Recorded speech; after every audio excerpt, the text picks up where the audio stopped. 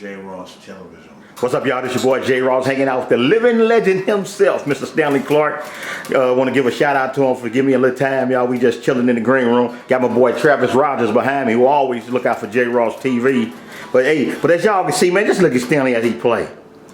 Now, Stanley, now how young were you when you noticed that your fingers was like long as butter knives, man? You know what, man?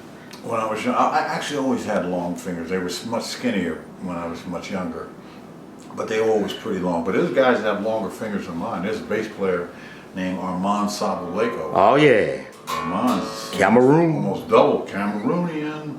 That's right.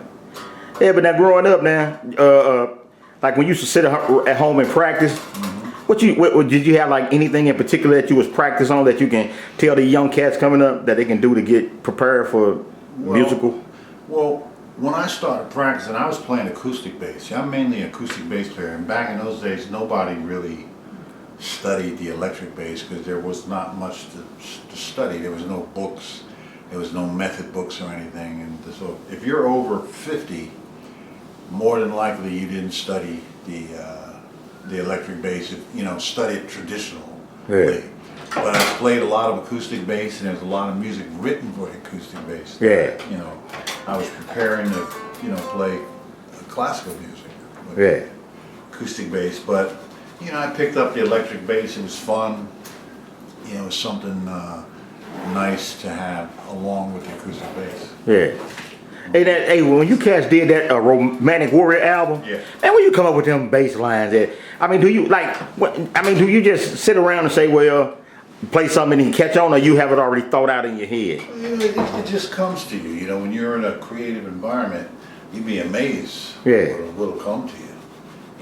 If you're, playing with Chick Corea, Lenny White, Al Di Meola, it's a real creative bunch of guys. And we created this theme in our minds, the Romantic Warrior, which was kind of like a medieval like fantasy. Yeah. We came up with this music, and it just started coming out. Sometimes when you're thinking of music, you can just think of a subject in your mind. You'd be amazed. Man, that's way past what we talking about. We can't even think of a subject. Like you just, okay, y'all sitting in the studio and they start going, and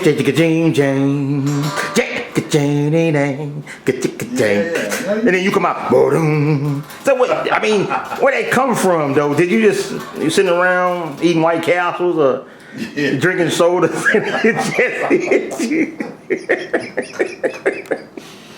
White Castle, that's right. Yeah.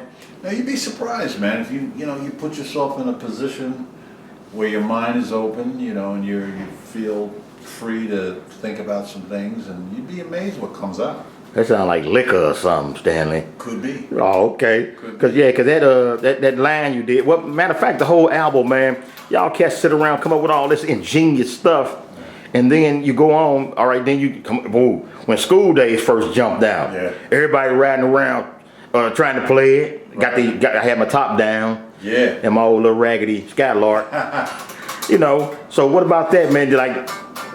Well, that record was a turning point for me, because that was like one of 3 albums. That was the 3rd album I made. The first album, Stanley Clarke album. The second one was Journey to Love and School Days. They all went towards School Days. And when I did School Days, that was that was a tune. I wrote this tune like in about 5 minutes. Seriously? I was watching the Grammys, and Return to Forever had won a Grammy for the tune No Mystery. And I remember Ella Fitzgerald and Mel Torme announced it. They said our name wrong, or they called Chick Chuck Corea, and I was so happy because I wasn't that familiar with what the Grammys were anyway at that point, but I was happy we won something, to hear your name on television, and this School Days just came out of me. The line came out. Yeah. It just came out of me, and then in the morning I wrote the B section, and that was it.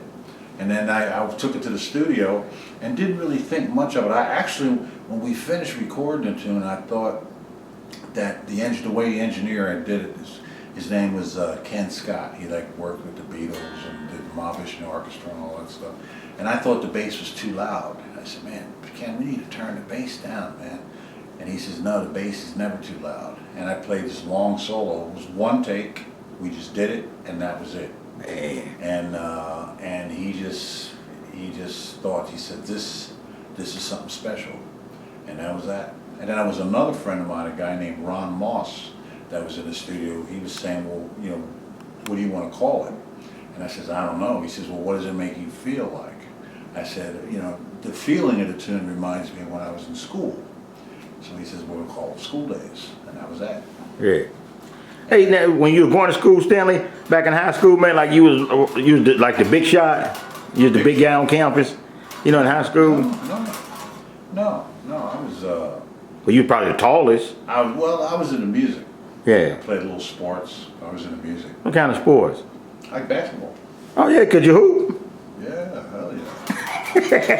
Hell yeah. Now, what about now? You know, you just touring now, you kicking it out, just enjoying life. Enjoying life. What you do with all that money? Money? I buy belts, you know, star straps with animals on it. You get all that stuff free, man. Be for real. But life is good. Yeah, I'm having fun, man. You know. Yeah. Kids are up and out. You know. Yeah. Everybody's doing their thing, and I'm enjoying it. Me and the wife, Sophia, we're having a good time. Making you eat them beans. That's right. She's making beans and green juices. Hey, y'all, this Stanley Clarke, y'all. He just one of the coolest cats, man. Bass legend. And man, I wish I could figure out a way to get him to pick his brain on how these ingenious concepts come to him, because you know a lot of people don't have that. You know, a lot of people just YouTube players, you know, or basement players like me. I'm funky as a mug in the basement, you know. I bet you are. You know, when you get to play with somebody, man, you couldn't hold the time good. That's right. You know, but one last question. This is kind of like the same one. I just want to really dig on this for a minute. Yeah. To help the young cats coming up who's gonna see you tonight. They're gonna wonder, man, how did this cat do that? Mm-hmm. I mean, is it anything in particular or anything inside of you that you can say that just open up your mind for creativity? You know what? The most important thing I find is a person has to be themselves. It sounds simple, but you know, you could spend a whole life trying to copy other people. You know, when you come up and you're a young musician, there are people that have come before you that you respect and you learn things from. You learn things and then you be yourself. You know, like really spend the time and just be yourself. Don't be afraid of your own ideas. You know, I think you know that's the worst thing that can happen to a young musician, is to become afraid of your own ideas. You might have some real controversial things to do, say, play, sing. Do it anyway. Yeah. All right, y'all. Hanging out with my cat, y'all. Stanley Clarke. All I want to say now is SMV. SMV. One day. We're going to let them roll, y'all. It's getting almost time for the concert to kick in. It's your boy J. Ross, 10 million strong. We gone. Peace.